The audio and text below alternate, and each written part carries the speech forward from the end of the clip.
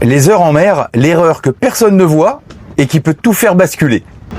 Combien de fois vous avez reçu un grib noté à 14 heures et vous l'avez interprété ou enregistré comme une heure locale? Ou alors vous avez effectué un virement de bord et noté sur le livre de bord l'heure du virement de bord sans préciser si c'était en temps universel, si c'était en heure du bateau. Toutes ces petites imprécisions en haute mer, ça peut vous faire manquer un front, ça peut mal positionner en fait une observation astro, ou simplement, et là c'est embêtant, retarder un appel de détresse. La bonne nouvelle, c'est qu'il existe une méthode simple, claire, universelle, utilisée par les marins professionnels, utilisée par les yachtmasters, et que nous utilisons à bord sur Ikigai. Dans cette vidéo, je vais vous la présenter pas à pas, mais avant de commencer, j'ai un cadeau pour vous. J'ai créé pour vous un guide gratuit, les 5 règles d'or des heures en haute mer. Ce guide vous permettra d'éviter les 4 erreurs principales que 9 navigateurs sur 10 vont faire lorsqu'ils sont en navigation hauturière. Ce guide est disponible en lien dans la description, donc n'hésitez pas à le télécharger. Encore une fois, si ça ne fonctionne pas à partir du téléphone, n'hésitez pas à faire un copier-coller de l'URL en passant par votre PC.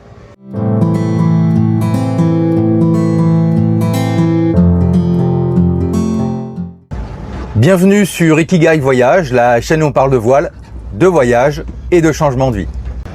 Pour ceux qui ne me connaissent pas encore, je suis Lilian Dupré, je suis psychologue spécialisé en gestion du stress, en préparation mentale pour des sportifs et en conduite de changement. Et je suis également yachtmaster certifié par la RYA. Alors, depuis plus de 20 ans, j'accompagne des particuliers, des professionnels dans la réalisation, la réussite de leur projet de changement. Et nous, depuis 2022, nous voguons sur les flots à bord d'Ikigai. Alors nous sommes partis en septembre 2022 avec nos 2 filles. Et cette méthode sur la gestion des heures, c'est pas une méthode que je théorise, c'est vraiment une méthode pratico-pratique que nous utilisons en grande navigation. Dans les prochaines minutes, vous allez découvrir premièrement les 5 types d'heures auxquelles vous serez confrontés en mer et la seule qui compte vraiment. Deuxièmement, les 4 pièges classiques, même pour les navigateurs expérimentés. Troisièmement, notre système d'organisation à bord, un système simple, visuel et sans risque de confusion. Et enfin, les règles d'or pour votre journal, votre météo, vos communications radio et votre sécurité. Alors commençons par le commencement. En transocéanique, vous allez rencontrer 5 référentiels horaires. Mais en réalité, il n'y en a qu'un seul qui va mériter votre attention absolue. La première heure que vous allez rencontrer, ça va être et qu'on connaît tous, parce qu'on connaît tous le méridien de Greenwich. C'est l'heure de Greenwich ou l'heure GMT. Alors c'était une ancienne référence astronomique. Bon, aujourd'hui, elle est tombée un peu en désuétude. On peut la retrouver quand même dans d'anciens livres de navigation. La seconde, alors pour la seconde, vous avez certainement déjà lu l'acronyme, c'est ce qu'on appelle l'heure UTC. Alors UTC, c'est l'heure en temps universel coordonné, et pour nous, c'est la référence absolue. Cette heure, elle est basée sur des horloges atomiques, et puis surtout, elle ne varie jamais. Il n'y a pas d'heure d'été, il n'y a pas d'heure d'hiver, il n'y a pas de fuseau non plus. C'est l'heure qu'on utilise pour tout ce qui va être météo, tout ce qui est Navtex, tout ce qui est évidemment journal de bord, on va dire un petit peu sérieux. C'est l'heure également des appels de détresse. Troisième type d'heure que vous allez rencontrer, c'est l'heure locale. En fait, c'est l'heure de la vie de tous les jours. Alors celle-là, elle est totalement liée à la longitude. Pour calculer cette heure locale, c'est assez simple en réalité. On prend l'heure UTC, plus ou moins la longitude divisée par 15. Alors, je vais vous donner un exemple. Si on est en termes de longitude 30 degrés ouest, on va être à UTC moins 2 heures. Pour nous, voileux, c'est en fait l'heure qui régule la vie à bord du bateau. les repas, l'écart, les heures de lever par rapport au soleil, etc. La 4e heure que vous allez rencontrer en grande croisière, en grand voyage, eh ben ça va être l'heure légale du pays dans lequel vous allez vous retrouver. Et cette heure légale du pays va inclure des décisions politiques. Par exemple, l'heure d'été, l'heure d'hiver. Donc ça, c'est typiquement une décision qui a été prise de dire on avance, on recule l'heure par rapport à la saison, ou bien même on va avoir en permanence une heure d'avance par rapport au soleil. Cette heure-là, pour nous, en navigation hauturière, en haute mer, elle n'a aucune utilité. Et enfin, la 5e heure que vous allez rencontrer, c'est la fameuse heure d'été, heure d'hiver. Alors celle-là, elle varie selon les pays. En navigation hauturière, elle n'a aucun sens et en fait, on l'ignore purement et simplement. S'il n'y avait qu'une seule chose à retenir là sur ces différentes heures, c'est que en mer, pour tout ce qui est critique, on n'utilise uniquement que l'heure UTC. Alors maintenant que vous connaissez les acteurs, parlons un petit peu des erreurs qu'ils vont provoquer. Quels sont les 4 pièges classiques par rapport à ces heures? Pièges dans lesquels vont tomber même un certain nombre de navigateurs expérimentés. Le premier piège, c'est de recevoir un grib à 12 heures UTC et de penser en fait que l'on est en train de parler de l'heure locale. Alors là, ça pose un problème parce que le coup de vent, vous risquez de le prendre. Là, j'ai pris l'exemple de la météo, mais en fait, les informations marines sont en UTC.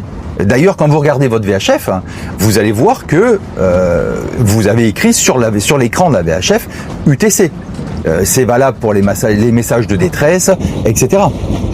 Le deuxième piège, là on n'est plus sur la météo. Le deuxième piège, c'est d'interpréter une météo, un grib UTC en heure locale. Là aussi, vous allez vous retrouver avec un décalage dans le temps. En navigation hauturière, on est censé tenir et renseigner un livre de bord. Donc ça veut dire que l'ensemble des événements qui se passent sur le bateau doivent être inscrits dans le livre de bord. Pour aller même plus loin, théoriquement, avec le livre de bord, on est censé pouvoir retracer l'ensemble de votre navigation. Donc on a les éléments de navigation, plus tous les événements importants de la vie du bateau, de ce qui se passe sur le bateau. Par exemple une panne moteur ou un autre événement. Le troisième piège, donc, c'est de noter un événement, de renseigner le livre de bord en notant un événement sans préciser votre référentiel. Théoriquement, vous devriez noter ces événements en UTC. Mais si vous le faites à l'heure du bateau, il faut préciser que c'est bien à l'heure du bateau. Il faut toujours préciser le référentiel, sinon le livre de bord va devenir illisible au bout d'un certain temps. Le quatrième piège, c'est de changer toutes les horloges du bateau en même temps. L'horloge du carré, l'horloge de la table à cartes, l'horloge du GPS, l'horloge de la VHF, etc. Là, c'est la catastrophe assurée. Alors, quelle est la solution? La solution, c'est d'adopter un système qui soit simple, qui soit clair et rigoureux. Et un système qui soit facilement applicable en conditions réelles. À bord d'Ikigai, on a adopté une règle relativement simple. On navigue à l'heure UTC, on vit à l'heure locale. Concrètement, ça signifie 2 choses. La première, c'est qu'on a une seule heure pour la navigation. C'est-à-dire que tous nos équipements critiques sont en UTC en permanence. Quand je dis équipement critique, ça veut dire GPS, VHF, AIS, ordinateur de bord, tablette météo, navigation, etc. On fait pas d'exception, tout est en UTC. La seconde, c'est qu'on a une seule heure pour la vie à bord. Ça veut dire que la pendule du carré, les montres de tout à chacun sont réglées en heure locale et on ajuste cette heure progressivement au fur et à mesure où on va se déplacer soit vers l'ouest, soit vers l'est. Alors comment nous, sur le bateau, on fait ça? C'est que pour l'heure de vie à bord, on va se mettre à l'heure locale, c'est-à-dire qu'on va changer d'heure locale tous les 15 degrés de longitude. Et on essaye de le faire plutôt à midi lorsque le soleil est au zénith.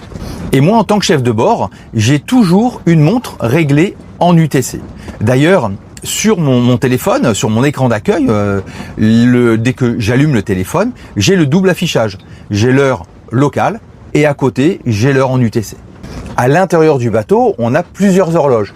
On a les horloges dans les cabines, les horloges dans le carré et une horloge au niveau de la table à cartes. Toutes les horloges cabine carré sont en heure locale.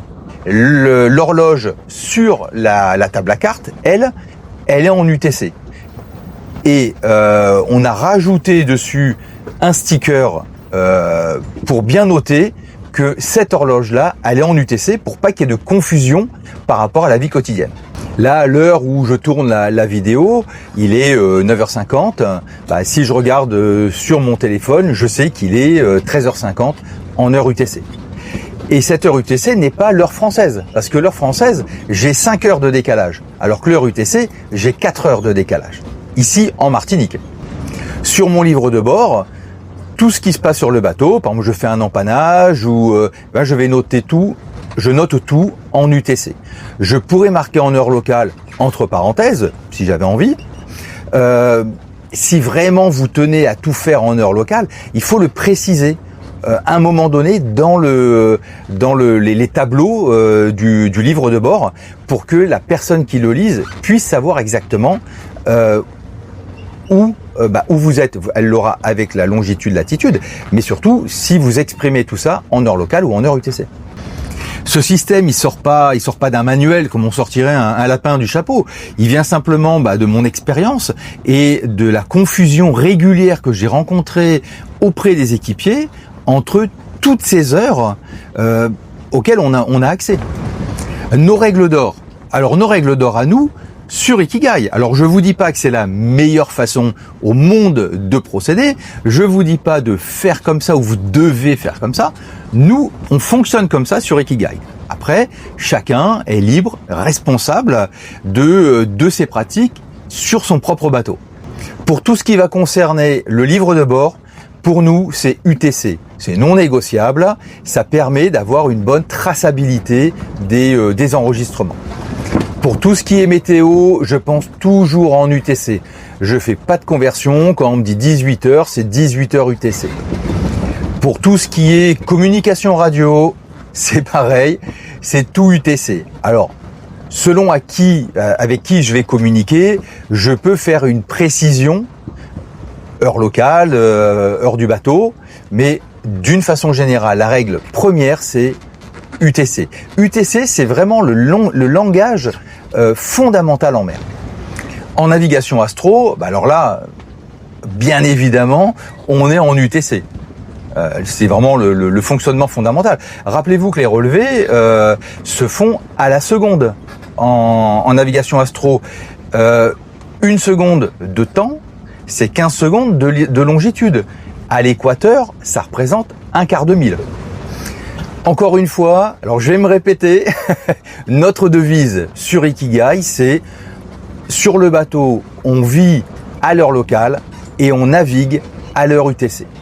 Voilà, maintenant vous savez organiser les heures en mer, alors comme un vrai marin hauturier, pas comme un théoricien, mais comme quelqu'un qui vit sur son bateau, en famille, plus ou moins loin des côtes, en fonction des moments, et qui passe un petit bout de temps sous les étoiles. Plus de confusion, plus de stress inutile, juste de la clarté, de la sécurité et de la sérénité. Et je suis certain que la prochaine fois où vous allez utiliser les outils du navigateur, que ce soit le livre de bord Ikigai Voyage, le carnet de navigation ou mes mouillages de rêve, cette histoire d'UTC, elle va se rappeler à votre bon souvenir. Si vous désirez un accompagnement plus personnalisé, vous pouvez nous retrouver et nous contacter au travers de notre site internet ikigaivoyage.com. Abonnez-vous à la chaîne Ikigai Voyage. Chaque semaine, je partage des outils concrets pour préparer votre changement de vie à la voile ou préparer vos grandes croisières. Et surtout, pensez à télécharger votre guide gratuit, les 5 règles d'or des heures en haute mer. Parce que réussir votre tour du monde, votre tour de l'Atlantique, vos grandes croisières, ça commence toujours par ces détails dont personne ne parle. Si cette vidéo vous a plu, si elle vous a intéressé, si elle a été utile pour vous, pensez à la partager, c'est ce qui aide le plus la chaîne. Et moi, je vous dis à bientôt pour une prochaine vidéo.